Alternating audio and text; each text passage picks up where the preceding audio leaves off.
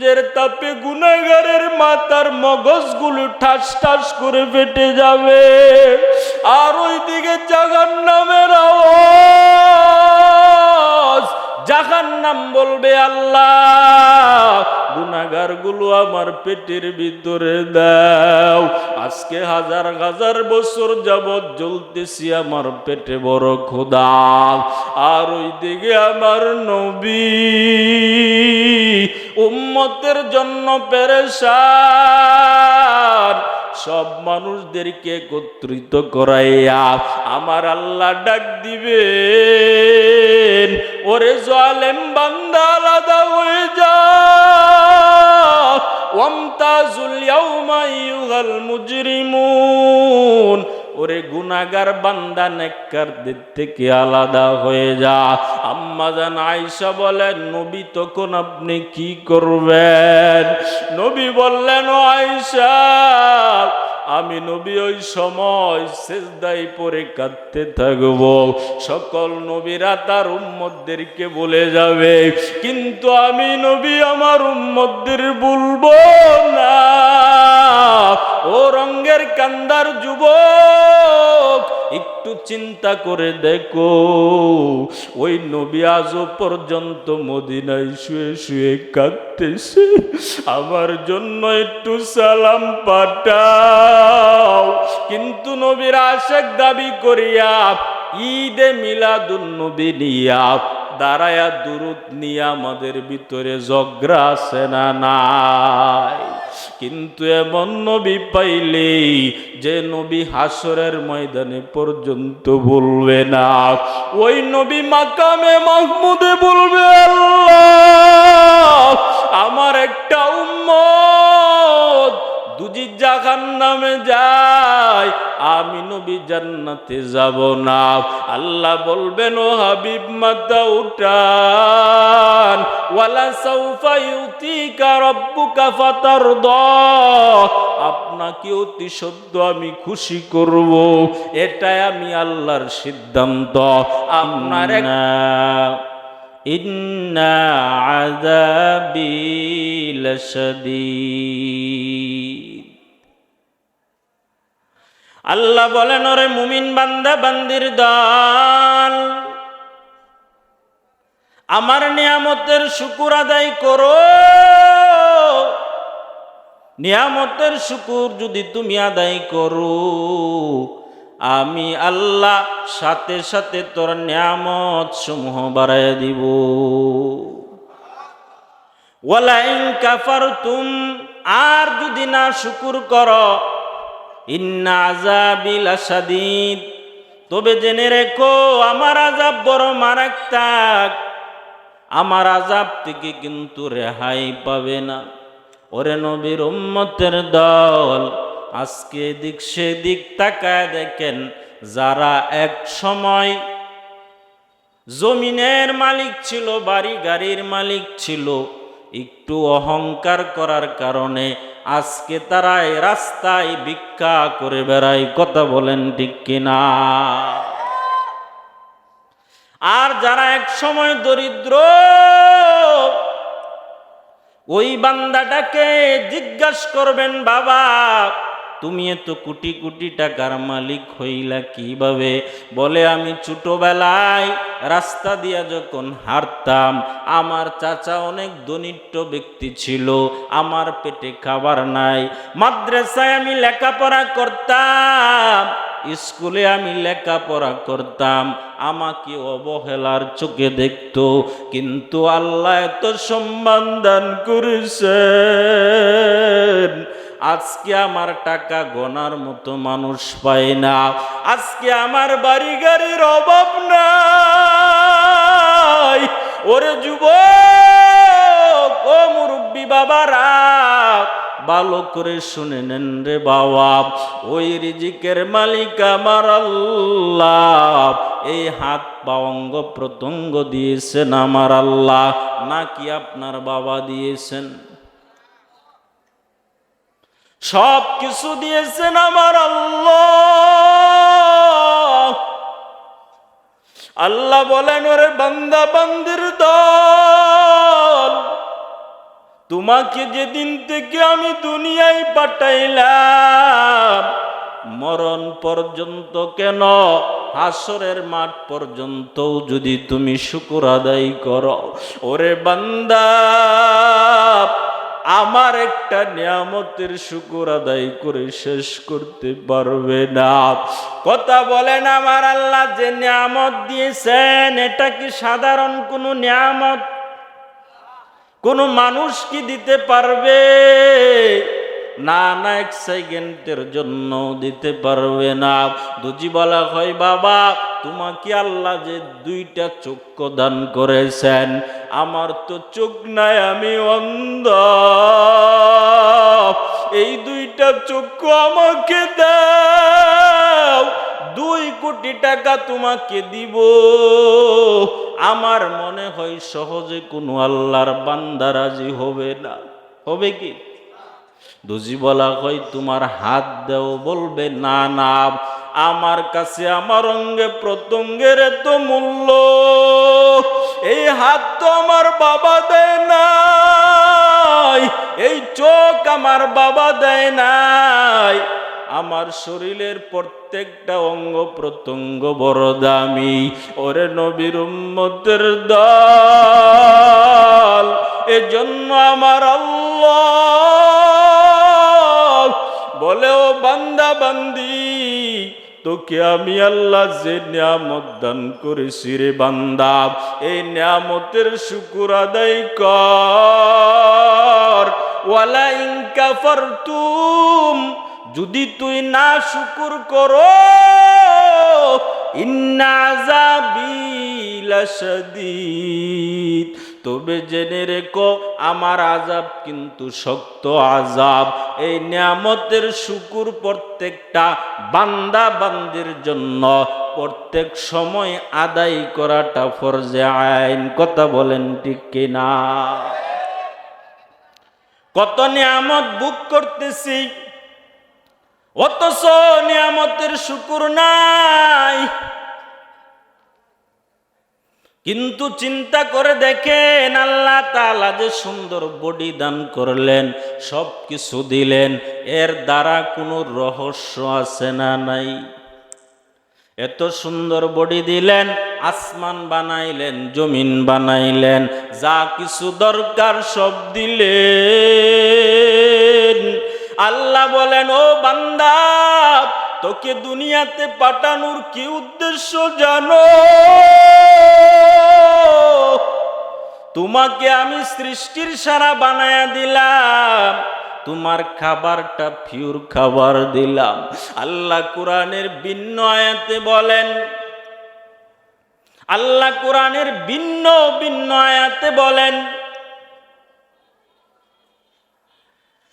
ওয়ালাকাদ কাররামনা বানি আদম ওয়া হামালনাহুম ফিল বাররি ওয়াল বাহর ওয়া রাযাকনাহুম মিনাত তাইয়্যিবাত ওয়া ফাদ্দালনাহুম আলা কাসীরিম মিম্মান খালাকনা তাফদীলা। জুড়ে বলেন আল্লাহু আকবার। আল্লাহ বলেন, ও বান্দা, ও বান্দির দল, তোকে আমি সমস্ত সৃষ্টি জীবের ভিতরে সম্মান মর্যাদা দান করলাম। আল্লাহ বলেন, আমি বনি আদমকে সবচাইতে বেশি মর্যাদা দান করলাম।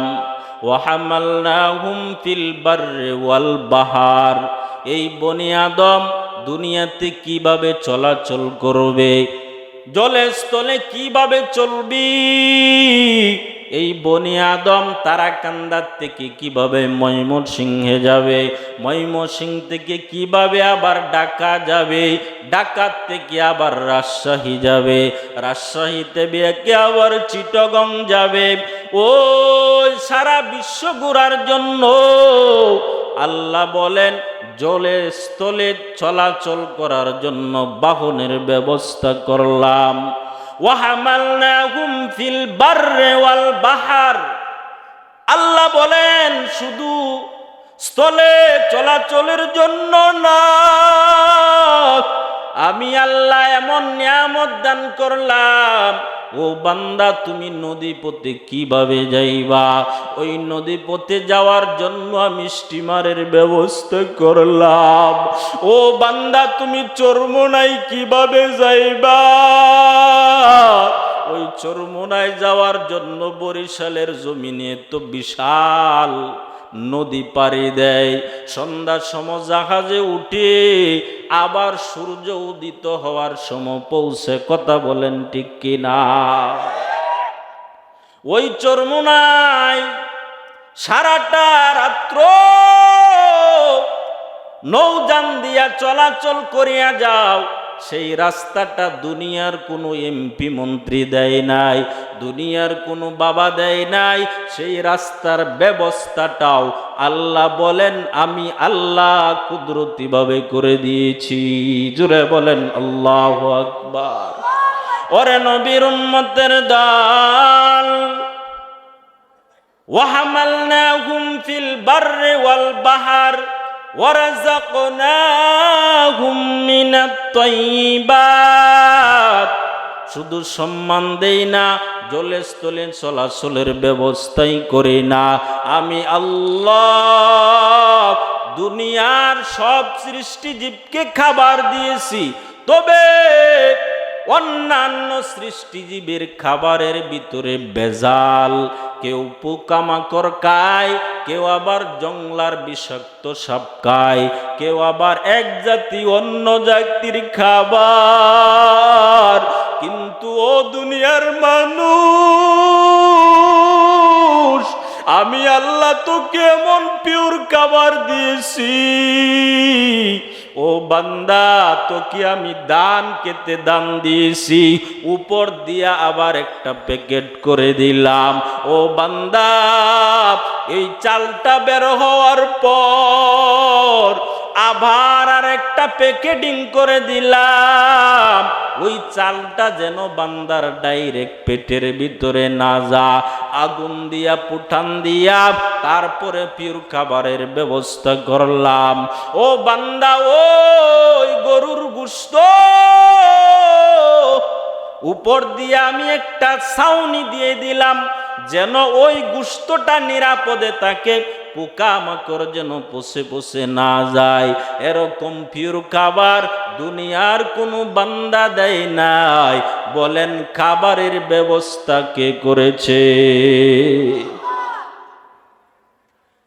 আল্লাহ সম্মান দান করেছেন, আবার জলে স্থলে চলাচলের ব্যবস্থাও করেছেন, আবার পিওর খাবারটাও দান করেছেন।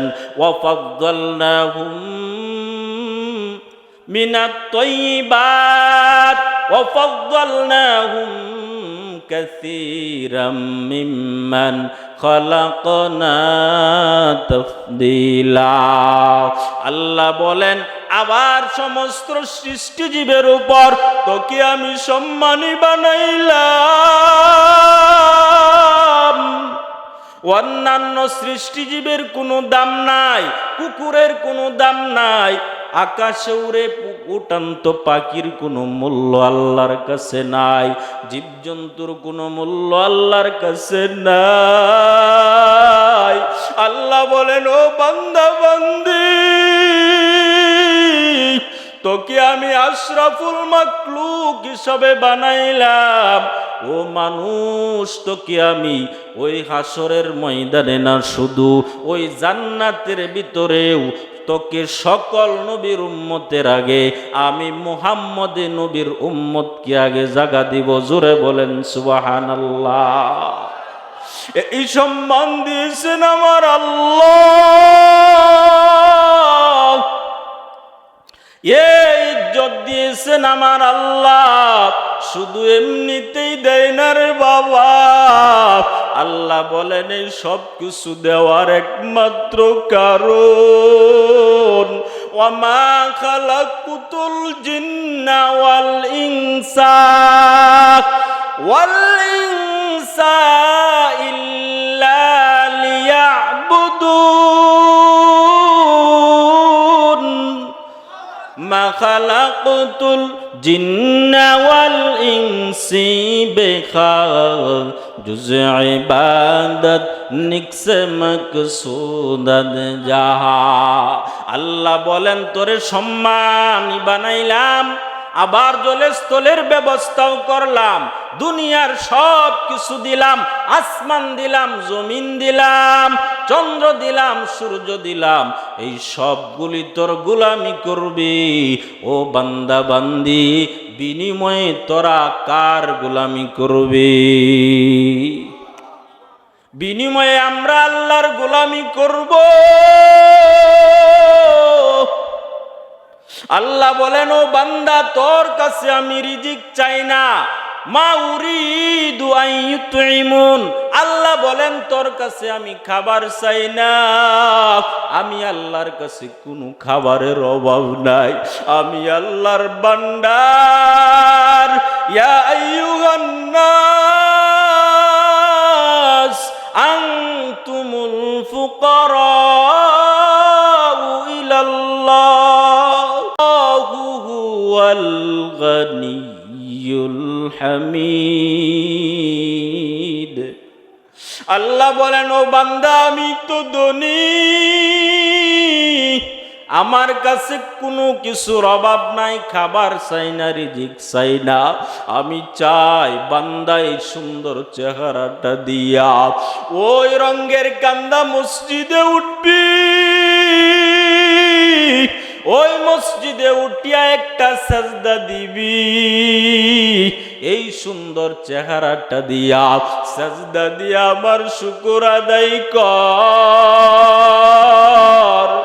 ইব্রাহিম নবী বলেন আল্লাহ আপনি আমাকে যে দৌলত দান করেছেন, আমাকে যে আমার পিতা তো একজন খারাপ লোক ছিল, ওই পিতার থেকে আপনি আমাকে টানিয়া নবী বানাইছেন, আপনার শুকরিয়া দুজি আমি সারা জীবন ইব্রাহিম আদায় করি। ও আল্লাহ কোনো দিন আমার শুকুর আদায় করে শেষ হবে না। এতক্ষণ আলোচনার দ্বারা বুঝলাম আমার আল্লাহ দুনিয়াতে পাঠাইছেন কিসের জন্য? ইবাদতের জন্য, অন্য কোন উদ্দেশ্যে আমার আল্লাহ পাঠান নাই। ওই ইবাদতটা কেমনে করবা? নবী হাদিসের ভিতরে বলেন ফাইন্নাদ দুনিয়া খুলিকাত লাকুম ওয়া আনতুম খুলিকতুম লিল আখির। ও বান্দা দুনিয়ার সব হলো তোর গোলাম, বিনিময়ে তুই আমি আল্লাহর গোলামি করবে। নবীও বলে দিয়েছেন দুনিয়ার সব হলো মানুষের জন্য। ফাইন্নাদ দুনিয়া খুলিকাত লাকুম ওয়া আনতুম খুলিকতুম লিল আখিরা। আর দুনিয়া মানুষের জন্য না, মানুষের জন্য হলো আখিরাত। জোরে বলেন সুবহানাল্লাহ। ওই আখিরাতে কারা কারা জান্নাতে যেতে চান? হাত তুলিয়া দেখান। আল্লাহ তুমি কবুল করো। এই সব মানুষ জান্নাতে যেতে চায়। জান্নাত তো এমনি পাওয়া যাবে না, দুইটা জিনিসের বিনিময়ে জান্নাতে যাওয়া লাগবে। এক নাম্বার হলো ঈমান, দুই নাম্বার হলো নেক আমল। এক নাম্বার কি? ঈমান বড় দৌলত। যার ঈমান যত ভালো তার আমল তত ভালো। যার ঈমানের ভিতরে বেজাল, বুঝে নিবেন তার আমলের ভিতরেও বেজাল। ঈমান কেমন জিনিস রে বাবা? ইয়া আইয়ুহাল্লাযীনা আমানুত্তাকুল্লাহ ওয়া কুলু কাওলান সাদীদা ইউসলিহ লাকুম আ'মালাকুম ওয়া ইয়াগফির লাকুম যুনুবাকুম ওয়া মান ইউতি'ইল্লাহা ওয়া রাসূলাহু ফাকাদ ফাযা ফাওজান আযীমা। জোরে বলেন আল্লাহু আকবার। ইমান কত বড় দৌলত। আল্লাহ বলেন, হে ইমানদারেরা, আল্লাহ কিন্তু কোরআনের ভিন্ন ভিন্ন আয়াতে কোনো কাফেরকে ডাক দেয় নাই, কোনো মুশরিককে ডাক দেয় নাই। আল্লাহ আদর করে করে করে করে করে ভিন্ন ভিন্ন আয়াতে ডাক দিয়েছেন, এ ইমানদারের দল, তোরা আমি আল্লাহকে ভয় কর।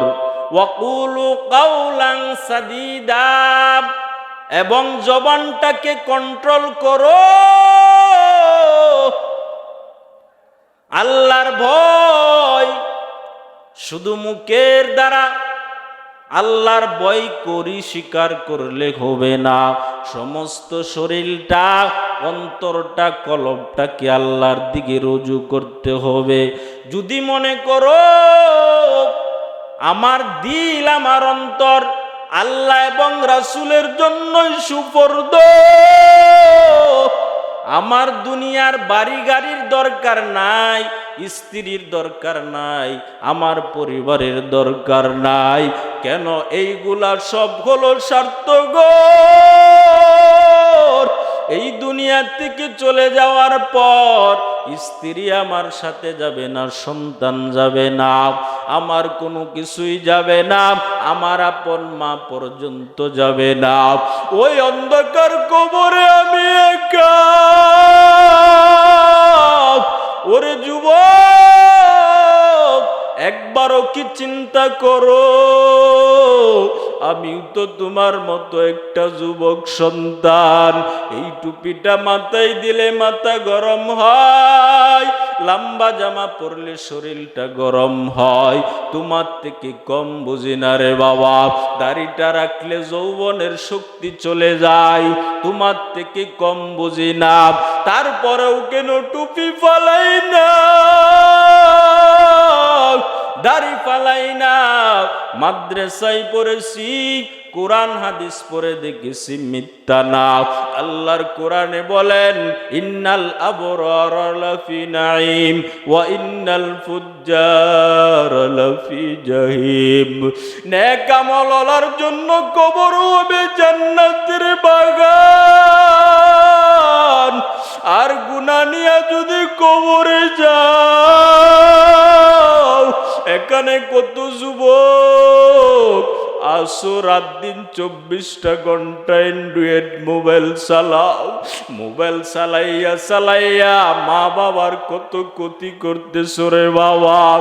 আর আজ আল্লাহ আমাকে যে সুন্দর কণ্ঠ দান করেছেন, আমি যদি একটা একতারা হাতে নিয়ে হারমোনি নিয়ে রাস্তায় রাস্তায় গান গাইতাম, কথা বলেন কি আমাকে টাকা না দিত?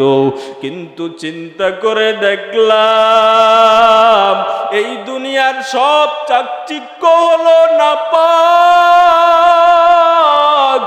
আমার আল্লাহ ওই দুনিয়ার পরে আখিরাতের ভিতরে আমার জন্য জান্নাত নিয়ে অপেক্ষা। নবী বলেন, ও যুবক, ও মুরব্বী বাবারা, নবী বলেন, উম্মতেরা রে, মুরব্বী দিয়া আমি নবী সফল হতে পারি নাই। যুবকেরা আমি নবীকে তো মোহাব্বত করে, যুবকের দ্বারাই দিন জিন্দা হয়েছে। বুড়ারা আমি নবীর উপকার করে নাই, ক্ষতি করেছে। আবু জেহেল, উতবা, সাইবা আমি নবীর কত ক্ষতি করেছে। আমি নবীকে মেরে ফেলার অবস্থা, 39 জন মুসলমান হয়ে যাওয়ার পর আমি নবী বাইতুল্লাহ নামাজ আদায় করতে পারি নাই। আমি নবী বাইতুল্লাহ আজান দিতে পারি নাই। আর বলেছি, ও বাইতুল্লাহ, তোরকে যখন আমি স্পর্শ করি আমার কলিজাটা ফেটে যায়। এই বুড়ারা আমি নবীকে নামাজ আদায় করতে দেয় নাই। 40 নাম্বার মুসলমান যুবক হযরতে উমর, 27 বছর বয়স, একজন টকবকে যুবক আবু জাহেল বলে, ও উমর, আমি তোমাকে 100 লাল উট পুরস্কার দিতে চাই। উতবা মুগিরা সাইবা বলে, ও মুহাম্মদ, আমি তোমার এক হাতে সূর্য আর এক হাতে চন্দ্র এনে দিব, এই সবগুলো বাদ দাও, আমি উমরের আদর্শটা মানিয়ে চলো। নবী বলেন, না না, এই অফার গুলো আমি গ্রহণ করব না। উমরকে বলে, উমর, যদি মুহাম্মদ না মানে তাহলে মুহাম্মদের গর্দানটা এনে আমার কাছে দাও। জুড়ে বলেন নাউজুবিল্লাহ। কেমন মায়ার নবী আমার! ও উমর নবীর গর্দান আনার জন্য দৌড়াইতেছে 100 লাল উটের জন্য। পথে মধ্য হাদিসের কিতাবে আসছে, আবু নাইম নামে এক ব্যক্তি দাঁড়ায়া গেল, বলে, ও উমর, তুমি কোথায় যাও? বলে, মুহাম্মদের গর্দান আনতে যাই। বলে, তোমার কি খবর? তোমার আপন বোন ফাতেমা কিছুক্ষণ আগে আমার নবীর হাতে কালেমা পড়ে মুসলমান হয়েছে। সুবহানাল্লাহ। উমর দৌড়াইতেছে, না, আমার মুহাম্মদের কাছে আগে যাব না, আমার বোনকের অবস্থাটা আমি একটু জেনে আসি। হযরত উমর তরবারিটা হাতে নিয়া এক দৌড়ের বোনের বাসায় হাজির। বলে, বোন, তুমি যে কোরআন তেলাওয়াত করতেছিলাম, মুফাসসিরিন ইকরাম বলেন কোরআনটা শিখাইতেছিল কাব্বাব। ওই কাব্বাব কোরআন শিখাইতেছে, বোন জামাই আবু মুগিরা সহ কোরআনের তেলাওয়াত শুনতেছি। বলে, বোন, তুমি কার কাছ থেকে কোরআনটা শিখলা? বলে, মদিনা নবীর হাতে আমি কালেমা পড়েছি। বলে, নবীর কালেমাটা ফিরাইয়া দাও। বোন বলে, ও ভাই, আমি অসুস্থ রোগী, আমার শরীরে অনেক রোগ রয়ে গেছে, আমার আত্মা এত নাপাক, আমি মদিনার নবীর কোরআন টা পড়ে এত পরিমাণ মজা পাই আমি সুস্থ হয়ে গেছি। জোরে বলেন আল্লাহু আকবার। ও নবীর উম্মতের দল, ও যুবক, ও বৃদ্ধ বাবাজি, ও পর্দার অন্তরালের আম্মাজানের দল, ওই ফাতেমা যদি কোরআন তেলাওয়াত করতে পারে, আপনি আমার ঘরে কি মা বোন আছে না নাই? দিনের পর দিন চলে যাইতেছে, কোরআনটা হাতে নেওয়ার সময় নাই। ঘরে যাইয়া দেখি কোরআনের ভিতরে মাকড়সা বাসা বেঁধে ফেলেছে। বারবার বলার পরেও কোরআনটা হাতে নেয় না। যদিও বিয়ার আগে মক্তবে পড়ে, মাদ্রাসায় পড়ে, বিয়ার পরে এমন স্বামীর ঘরে বিবাহ দেন, ওই স্বামীও আদেশ করে না, সেও মন থেকে কোরআনটা হাতে নেয় না। কথা বলেন ঠিক কিনা? আর যদি একজন আলেমের সাথে বিবাহের বন্ধনটা করে দিতেন, একজন আলেমের সাথে যদি আপনার মেয়েটার বিবাহ দিয়ে দিতেন, নবী হাদিসে বলেন, যার ঘরে 3টা মেয়ে আছে, আল্লাহর নবী ওয়াদা করে দেন, ওই বান্দা যদি ওই মেয়েটাকে আলেমা হাফেজা বানাইয়া যদি একজন আলেমের হাতে, পরহেজগারের হাতে তুলে দেয়, ওই 3টা মেয়ে তাকে জান্নাতে নেওয়ার জন্য যথেষ্ট। ও বান্দা বান্দির দল, বোন ফাতেমা বলে, ভাই, তুমি আমার নরম শরীরে আঘাত করো না। আজকে যদি আমার মা বেঁচে থাকতো, আমার বাবা যদি বেঁচে থাকতো, আমাকে এইভাবে মারতে দিত না।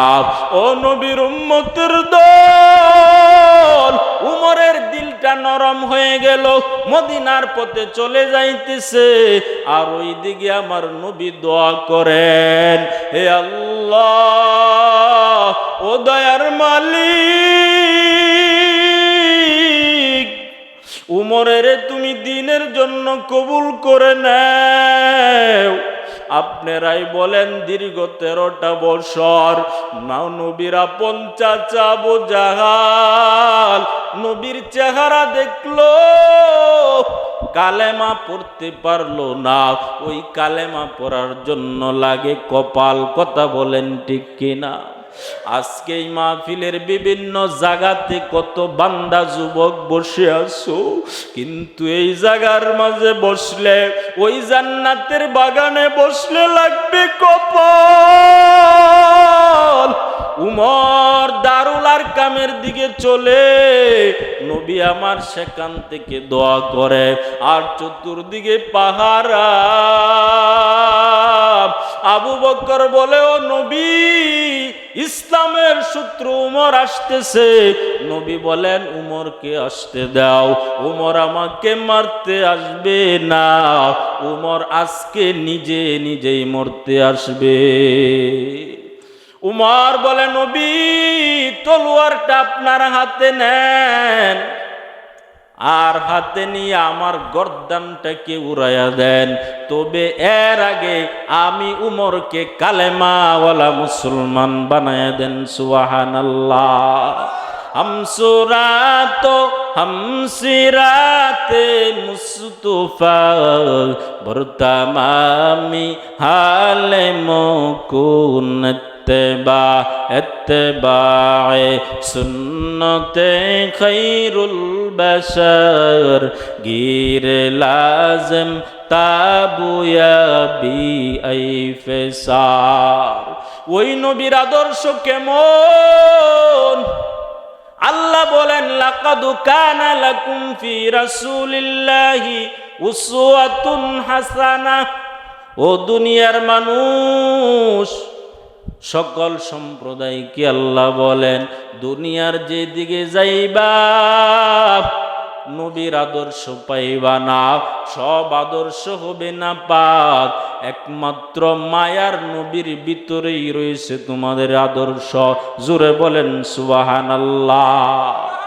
ওই উমর, আলী, উসমান, আবু বকর, আলীর মতো সাহাবা নবীর হাতে কালেমা পড়িয়া, নবীর আদর্শর মালাটা গলায় লাগাইয়া আজকে তারা দুনিয়াতেও দামি, আবার অগ্রিম জান্নাতের সার্টিফিকেট পেয়েছেন। কথা বলেন ঠিক কিনা? ওরে বান্দা, মনে করতেছ জীবনভর বুঝি এই জায়গায় থাকবা? না না, নবী একদিন আম্মা জান আয়েশা রাদিয়াল্লাহু তাআলা আনহার ঘরে গুনগুন করে কাঁদতেছেন আর বলতেছেন, নবী আপনি কেন কাঁদেন? নবী বলেন, আয়েশা, হাসরের কথা মনে পড়ে গেল, ওই কঠিন সময়ের কথা। আম্মা জান আয়েশা বললেন, নবী হাসরের ময়দানটা কেমন হবে? নবী বললেন, আয়েশা, নারী পুরুষ সব উলঙ্গ অবস্থায় কবর থেকে উঠবে, হাসরের ময়দানটা কায়েম হয়ে যাবে। ওই দিকে সূর্যের তাপ, সূর্যের তাপে গুনাহগারের মাথার মগজগুলো ঠাস ঠাস করে ফেটে যাবে, আর ওই দিকে জাহান্নামের আওয়াজ। জাহান্নাম বলবে, আল্লাহ গুনাহগার গুলো আমার পেটের ভিতরে দাও, আজকে হাজার হাজার বছর যাবৎ জ্বলতেছি, আমার পেটে বড় ক্ষুধা। আর ওই দিকে আমার নবী উম্মতের জন্য পেরেশান, সব মানুষদেরকে একত্রিত করাইয়া আমার আল্লাহ ডাক দিবে, দিয়েছেন, ওরে জালেম বান্দা আলাদা হয়ে যা, ওয়ামতাজুল ইয়াউমা আইয়ুহাল মুজরিমুন, ওরে গুনাহগার বান্দা নেককারদের থেকে আলাদা হয়ে যা। আম্মা জান আয়েশা বলেন, নবী তখন আপনি কি করবেন? নবী বললেন, ও আয়েশা, আমি নবী ওই সময় সিজদায় পড়ে কাঁদতে থাকব। সকল নবীরা তার উম্মতদেরকে বলে যাবে, কিন্তু আমি নবী আমার উম্মতদের বলবো না।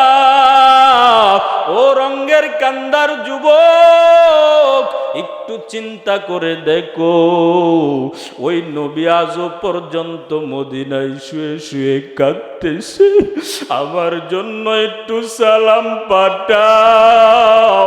কিন্তু নবীর আশিক দাবি করিয়া ঈদে মিলাদুন নবী নিয়া দাঁড়ায়া দুরূদ নিয়া আমাদের ভিতরে ঝগড়া আছে না নাই? কিন্তু এমন নবী পাইলে যে নবী হাসরের ময়দানে পর্যন্ত বলবে না, ওই নবী মাকামে মাহমুদে বলবে, আল্লাহ আমার একটা উম্মত দুজি জাহান্নামে যায়, আমি নবী জান্নাতে যাব না। আল্লাহ বলবেন, ও হাবিব মাথা উঠান, ওয়ালা সাউফা ইউতিকা রাব্বুকা ফাতারদা, আপনাকে অতি সদ্য আমি খুশি করব, এটাই আমি আল্লাহর সিদ্ধান্ত। আপনার একটা উম্মত আমি আল্লাহ জাহান্নামে যেতে দিব না। ও আল্লাহর বান্দার, আজ থেকে তওবা করে নাও। জীবনে কত মা বাবার মনে আঘাত দিয়েছো, উস্তাদের মনে আঘাত দিয়েছো, কত পিতা মাতার সাথে বেয়াদবি করেছো, উস্তাদের সাথে বেয়াদবি করেছো। ও বান্দা, মা বাবার সাথে কত বেয়াদবি করেছো, আজকে এই ময়দানে বসে চোখে পানি নাই। ডানে বামে তাকায় দেখো, কত বান্দার চোখে পানি।